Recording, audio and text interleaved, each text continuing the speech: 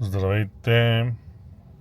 Днес ще направим едно видео да ви покажа защо с жена ми много харесваме коната Hyundai Kona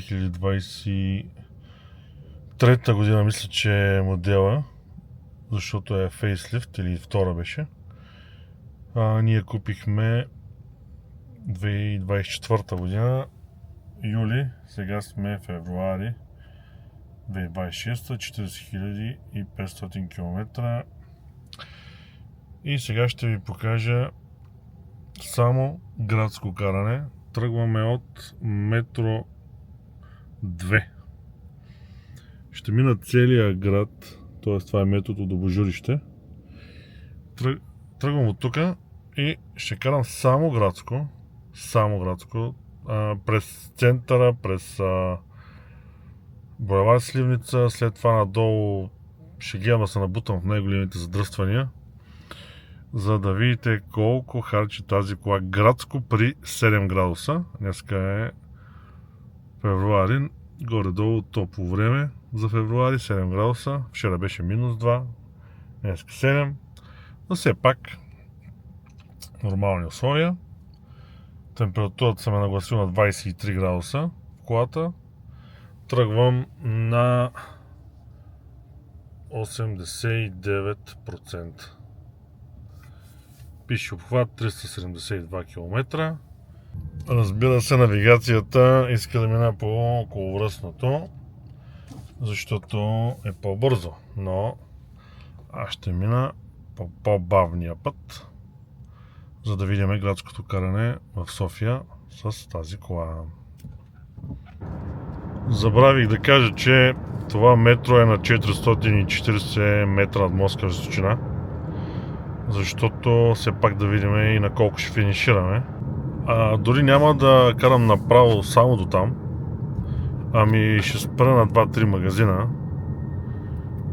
т.е. ще има и стартиране и така нататък, макар че за тази кола. Сега ще спра първо е тук на Мисубриколаж. За кои хора е Hyundai Kona 64? Забравих да кажа, че това е с по-голямата батерия. Не като на Спарковете. Спарковете мисля, че са с... Освен, че са и по-стария модел, но повечето, но са и с по-малка батерия. Аз, между другото, когато тествах преди да вземем на жена ми тази кола и ходих да карам един Spark и стори много постна, много някаква дървена, на външен вид, на вътрешен вид, не ми хареса изобщо. Но като ходихме да покараме в Hyundai с премиум оборудване, каквато е и тази в момента, и беше съвсем различно усещането. Тази е с бял салон, с шибидах. Между другото не съм го отворил. Така. И съвсем по друг начин се усещи колата. Жена ми каза, че това е нейната кола. И така. Взехме може би по-скъпо от колкото бяхме предвидели, но толкова много ни хареса, че жена ми се прежали и каза, това е моята кола. И вече една година и половина изобщо не съжалява за избора си по никакъв начин. Тя кара основно градско, защото я ползваме тази кола основно за градски автомобил. Иначе за такива екскурзии, по-далечни пътувания, с изключение на моментите, в които Теслата е в ремонт, както е в момента. Иначе аз си карам нея и в града и навсякъде. Но за дълги пътуване ползваме Теслата, пък за тия софийските карания жена ми си кара коната. Тя искаше малко по-вдигната кола, защото прави фотосесии в райони около София, които има малко по-неравен терен, като снимки в слънчогледи, снимки в полета и разни такива, ето малко Абе, не е за много ниска кола. Аз се радвам, че и Теслата ми има въздушно качване и мога да я дигна на 17 см, когато се налага. А пък тази си е постоянно на 17 см клиренс и е така удобна в такива малко по... Не мога да кажа оффроуд терени, но да кажем нещо подобно. По-черни пътища и такива. Разхода на тази кола за последните... Я да видим колко беше. 40 500 км и 14,8. Я да видим. Така.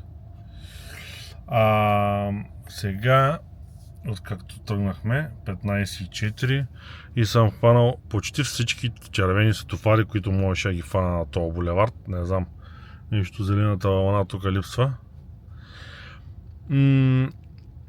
Лятото с климатик дава може би около 14 и нещо.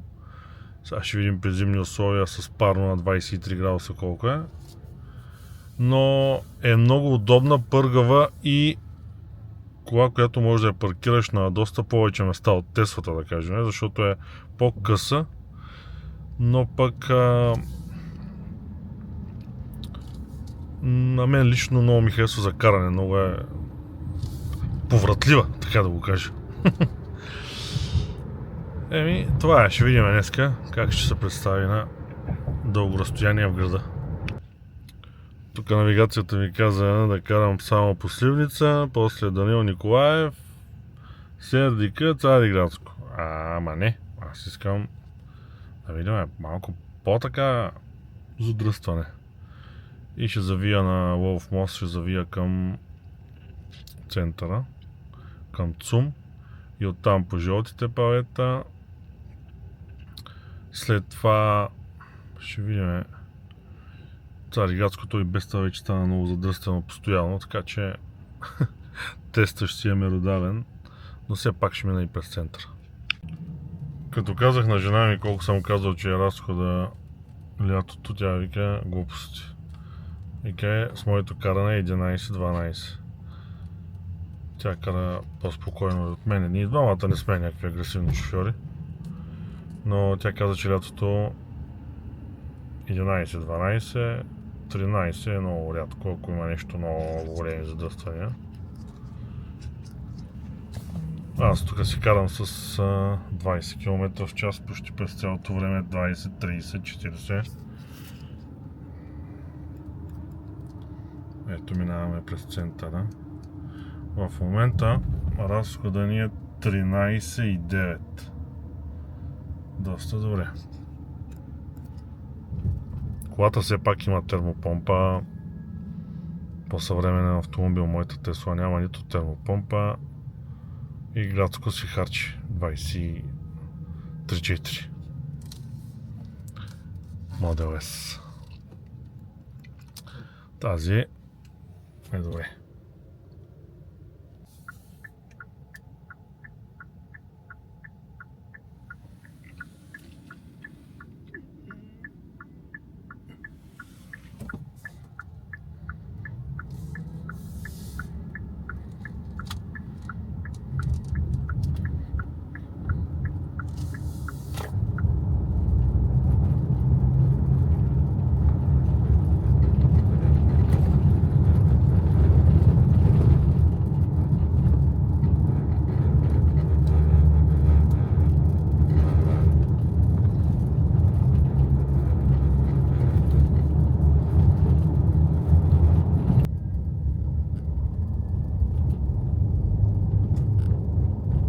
Днеска няма чак много големи задръствания, а все пак е един следобед. Но пак, както виждате, има тук колонка. Караме си с 5-10 км в час.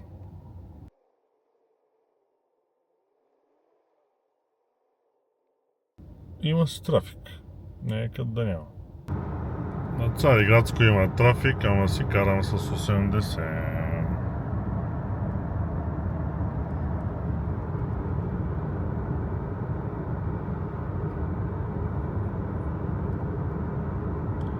14,9 е до тук. 32 минути, 15 км.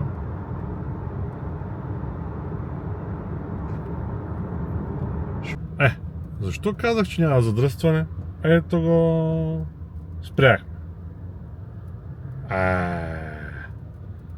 Значи още е по-добре? Още е по-добре, да видим как е. Мале, те не се движат.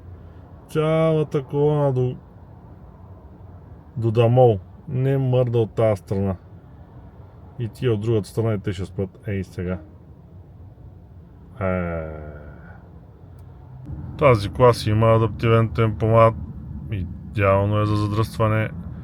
Не е като Теслата, защото тя се спира на място и се тръгва после сама, като спре. Тази, като спре сега в задръстването, спира и сега ще ми даде сигнал, че то пред мен е тръгнал. А като тръгне той, трябва да натисна тук едното бутонче, плюсчето, оп, сама тръгна, без да давам газ. Така да е ток. Сега пак си спира и само с това плюсче с палеца натискам и тръгвам.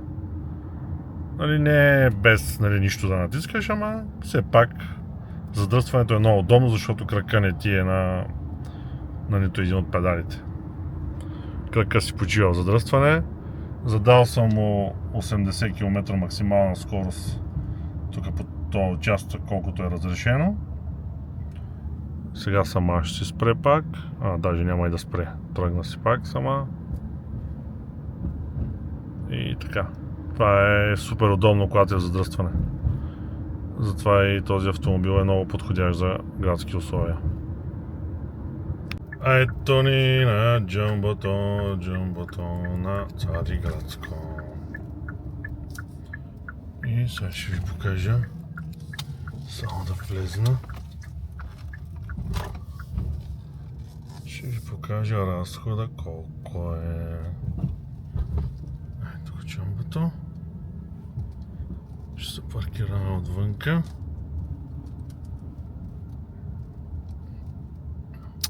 Допреди малко беше 13,5, сега стана 13,6. Ето. Тук ще се паркирам. Ето пак се стана 13,5. Ето. 21 км, 44 минути, 13,5. 85% батерия, обхват 358 оставащи километри. За малко да забравя, 462 метра над морска височина. Даже по-високо, отколкото тръгнах.